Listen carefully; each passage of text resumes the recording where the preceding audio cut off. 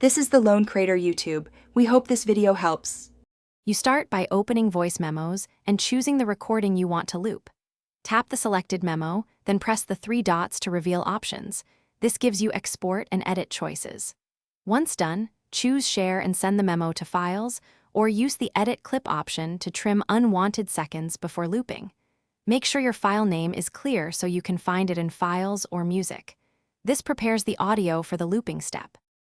Now you move the memo into a playback app that supports looping. If you save to Files, locate the M4A and open it in a music player app that has loop controls, or import it into the music app via iTunes on a computer. Once imported, create a playlist or single track and enable repeat. Make sure to trim silence in Files or edit length back in Voice Memos so the loop sounds seamless when it repeats.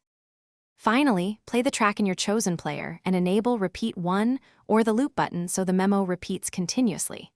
If you hear gaps between loops, go back and trim trailing silence in Voice Memos or apply a short crossfade in a music editor to smooth transitions.